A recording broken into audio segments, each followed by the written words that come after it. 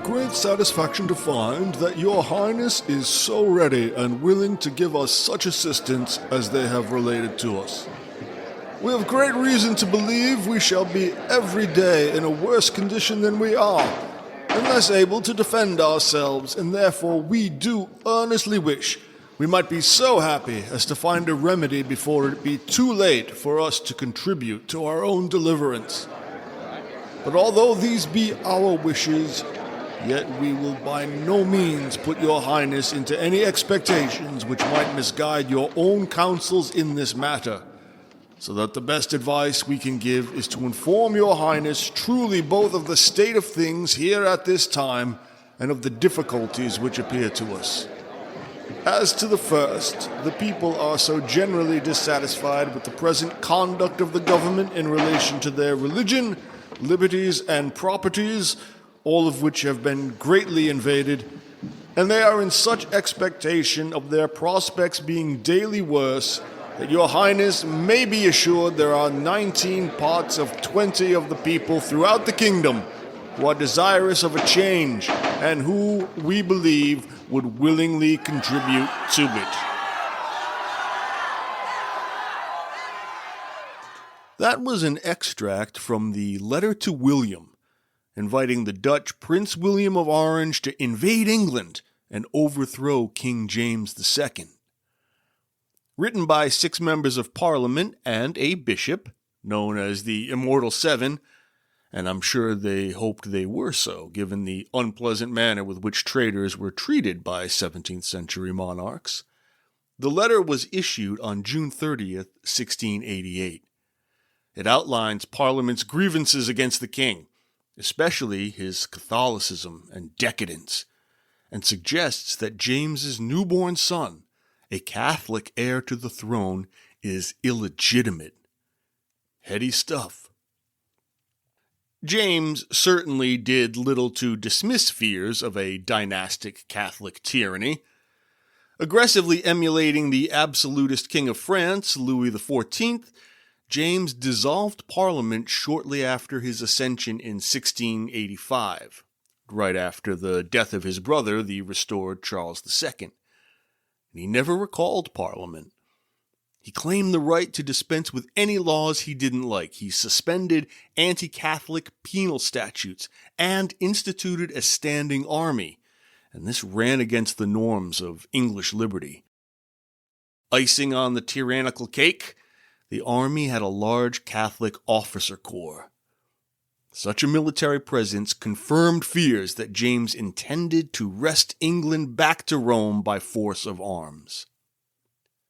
So, the Immortal Seven turned to the Dutch Low Countries for succor. William was married to the king's eldest daughter, Mary, a Protestant, and so the signatories sought to install the couple as England's king and queen, perpetuating a Protestant monarchy. William gathered his forces in November of that year, landed at Devon. James II bravely ran away. The spring of 1689 saw Parliament confirm William and Mary as the monarchs of England.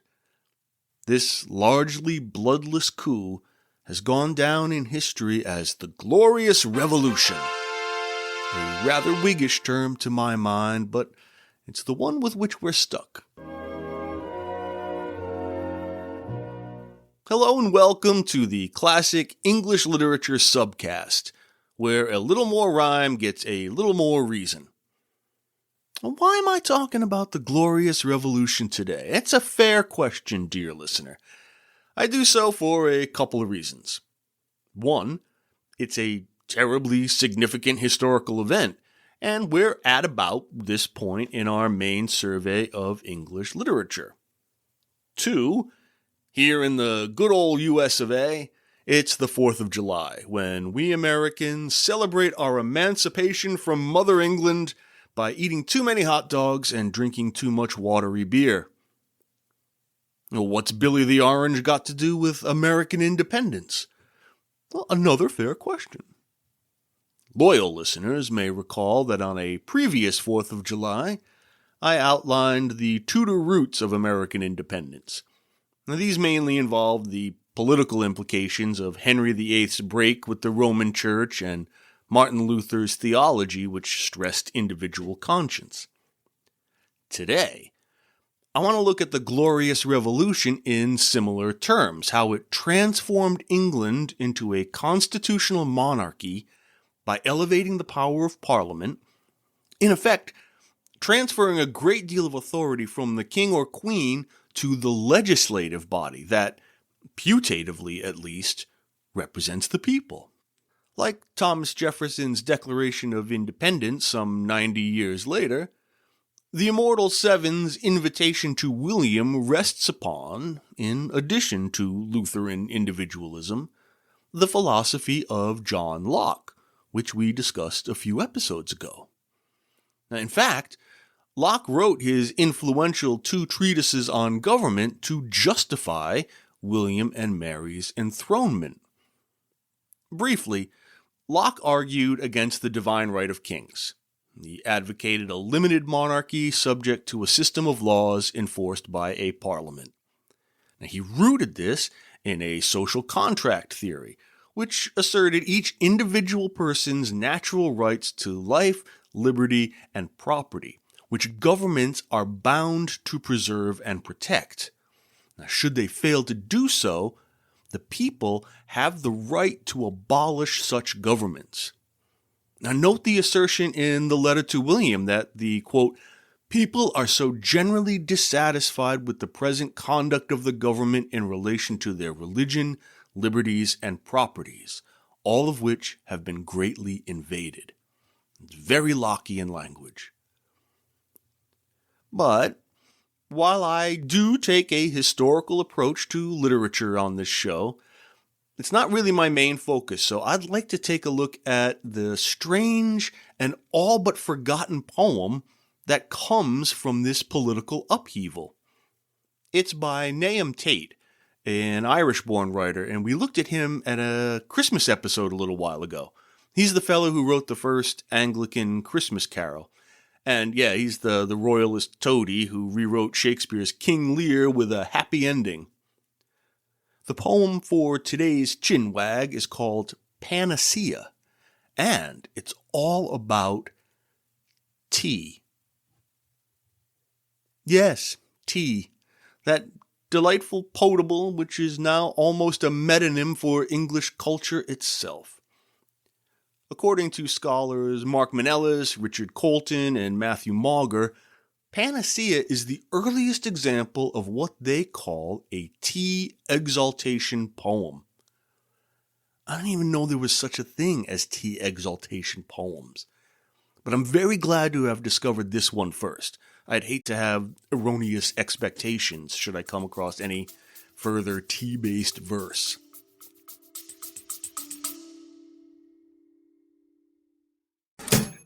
Welcome to The Right Note, a podcast dedicated to the craft of writing. From novels to song lyrics to Hollywood scripts, we trace the impact creative literature has on everything from pop culture and entertainment to history and faith.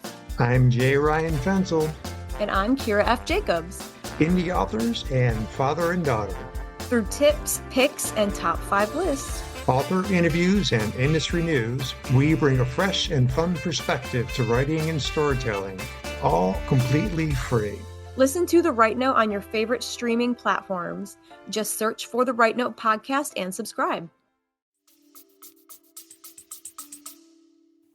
That reminds me of a joke. You want to hear a joke? Here you go. Why didn't Karl Marx drink Earl Grey? Because all proper tea is theft. Thank you. Thank you. I'm here all week. Tip your waitress. Try the veal. Anyway, Tate uses tea, weirdly, as a symbol for the curing of England's great disease. The word panacea, after all, means cure-all. So tea in Tate's allegory is William of Orange, who will banish the fever that is James II. Here's how it works. Tate describes England under James II as ailing or diseased, suffering from religious and political turmoil, right? William's arrival is described in almost miraculous, redemptive terms, bringing health and order and divine favor. You see, it's all quite obvious when you think about it. The poem was part of a vogue for courtly and public literary flattery, legitimizing the new regime by gilding it with divine and classical imagery. And such lickspittling paid off for Mr. Tate as he was made poet laureate in 1692. I've seen Panacea described as a mock epic, but that doesn't feel right to me. I have my reasons, but I'd be teetering dangerously on the brink of exactly the kind of generic pettifogging about which I complained in our last episode. I shall therefore withdraw. Except to say that the poem is rather brief, even for a mock epic, and it lacks a single cohesive narrative. There.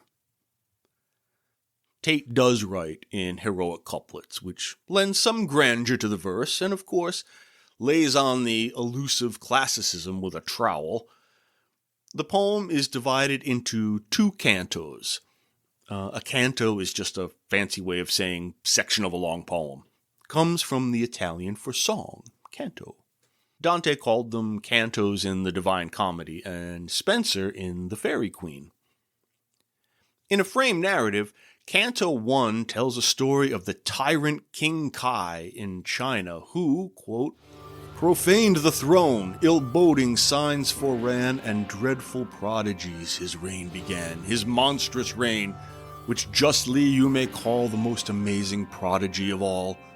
Discarding all the sages of the realm, rash, unexperienced youth he sets at helm, till now for all its ancient frame estranged, the government into a farce was changed. If you're keeping up, Tate here clearly alludes to James II. I also feel like there's a contrast implied with China's traditional virtue, which we saw exoticized in Francis Godwin's utopian sci-fi tale, The Man in the Moon. While cataloging Kai's outrages, Tate refers to Grecian worthies and Roman gallantry, perhaps lamenting the lost virtues of Greek democracy and Roman republicanism with a very convenient swipe at Roman Catholicism. Following Kai's exile, evil ministers harry the land, quote, the provinces to villains' hands assigned, now for one tyrant lost 1,000 find. While he absconds his lewd trustees of power, the bleeding vitals of the state devour. What riot wastes with rapine they supply, and rapine drained to sacrilege they fly. In order to restore order, the sages gather, quote, to create a monarch to reform and rule the state. Okay, so the mandarins decide to appoint a king to heal the ailing kingdom. Subtle Tate is not. But these mandarins are all such virtuous men, so virtuous that none of them has the ambition to put himself forward. And that's when they discover tea, right? After consulting Confucius. Tea is growing in the desert, a miraculous, quote, timely cure of public grief. Right, so the virtuous monarch is like tea, a wondrous cure given by friendly fate for last distress of China's suffering state. Well, that all seems quite reasonable. Canto 2 switches the action to a council of the Roman gods, debating who shall be patron to this wonderful elixir. You see, the sun god Apollo created tea, quote, in celestial bowers, treated with fragrant tea the immortal powers that more than nectar and nepenthe pleased. Alright, a divine council is a set piece of epic poetry. Each of the gods and goddesses make their case in turn. Minerva asserts that they should defer to nature, who devised tea's healing properties. If merit must to majesty give place, immortals are in mortals' wretched case, and vassals we, though of celestial race. Let nature in this claim your counsel guide, since she for public use this plant supplied. Let public use, ye gods, the cause decide. So note that she abjures the idea that merit must give place to majesty. It would make them wretched vassals. The public should decide for themselves. Venus pleads her case in quite parliamentary language. She speaks of senates and parties, open courts and votes. Thetis, the sea nymph and water goddess, makes the direct, though rather anachronistic, connection between tea and England. She says, quote, "'Tis I that rule your watery world below, to mortals I the arts of commerce show. To me your Albion does her glory owe. By me her fleets to eastern climates run, and spread their wings beneath the rising sun. Thus your Augusta's floating grandeur shone on seas and shores to ancient fame unknown. While Rome, the world's famed mistress, she excels, as far as Thames above the Tiber swells. Both hers and nature's empire I sustain by correspondence twixt her earth and main. Her tributary streams to me conveyed, in just recruits are carefully repaid. Those pastures where her flocks and herds are bred, themselves are from my bounty clothed and fed. The plant and nymph whose happy nuptials give this newfound nectar, by my bounty live. From my fresh stores the nymph her cooling dew, and from my salts the plant his vigor drew." Well now, that speech would get John Bull's blood pumping, huh? Nearly as rousing as John of Gaunt's Sceptred Isle speech in Richard II. I love that speech. Thetis speaks of Albion, England, as a nautical empire greater than Rome, a bucolic paradise of justice and plenty, where they would quite enjoy a cup of tea. William of Orange, to remember the allegory, but probably a nice hot drink as well. Finally, Jupiter ends the debate and declares that, quote, "A plant that can so many virtues boast, too rich a prize to be engrossed, and to no single goddess lot should fall that merited the patronage of all." Aha! There is no single goddess of tea, no sole monarch. Tea is for the people! Again, William, as confirmed by Parliament. Now, shall I be mother? A strange poem, I think you'll agree. Even stranger when you consider that in 1688, tea did not yet occupy the central place in English culture that it would come to. Coffee was the far more common, and politically charged, incidentally, beverage. Tea was, however, in the 1680s, increasingly associated with refinement and Protestant temperance and social order, as opposed to the excesses of wine, which were associated with Catholic France and Stuart indulgence. We should not, of course, assume England would become teetotal. That would be silly. Promoting tea as a fashionable medicinal beverage on the rise, supporters lauded its supposed ability to calm the nerves, clarify the mind, and balance the humors. In that sense, William of Orange becomes a cup of political tea, gentle, refined, restorative. And thus the Glorious Revolution, as allegorized by Tate, it's not a bloody purge. It's a calm infusion of order and liberty. Like tea, William is foreign, but healthful, welcomed, even necessary. With that odd, near jingoistic interlude by Thetis, Tate offers tea as a vision for a Williamite future, a turn toward Protestant commercial expansion, including the growing influence of the East India Company and global trade. Tea represented the new mercantile, maritime, Protestant England, which William's regime was eager to promote. So, in the allegory, tea is not only a medicine, it's a symbol of England's new destiny, orderly, prosperous, globally connected. And that's certainly a vision of the small L liberal state based on individual rights and a free market. It's the vision we sort of live with today, especially as exercised by America's not yet moribund hegemonic power. That rules-based international order politicians bang on about starts getting its shape in 1688. Well, the myth of it, anyway. To keep punching the bruise, you all probably have heard of the Boston Tea Party, one of the key events leading up to America's rupture with Great Britain. In 1773, a bunch of mad massholes dressed up like Mohawks and dumped God's own fortune of tea into Boston Harbor as a protest against taxes and tariffs.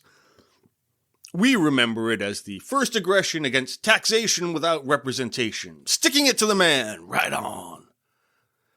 The fact that Parliament had revoked the tea tax and arranged a scheme for the East India Company that would, in fact, make tea much, much cheaper did nothing to dampen the Vandals' enthusiasm. Rather, it would undercut colonial tea smugglers as well as legitimate importers. Mythologizing conspiracy theories is, alas, not endemic to 21st century America. Right, so anyway, happy 4th if you celebrate. Just remember that Independence Day is not a sui generis conception. What it represents has deep roots in English religion, history, and politics. Thank you very much for listening. I really do appreciate it. Now, before I sign off to slam my last few unclogged arteries shut with some hot dogs and beer, I want to give a grand shout out to a grand friend of the show, Susan T., who has helped keep the red light lit with a very generous donation. She's a former nurse and now works in health policy.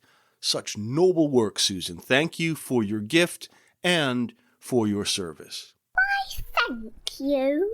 If you'd like to donate, click the Support the Show button. I'd be much obliged. Unlike other podcasts, there's no staff or sponsor for the Classic English Literature podcast. I am the researcher, writer, host, producer, sound engineer, treasurer, and all-around swell guy. Anything you can do would be most appreciated. Additionally, you can leave a 5-star review on your podcatcher, share episodes and links, tell your friends. If you've got any comments or questions, send me a text. There's a button on the episode page for that as well. Also got email, Facebook, Instagram, and YouTube. If you've got any complaints, please send those somewhere else. Take care, everybody. I'll talk to you really soon. Bye-bye.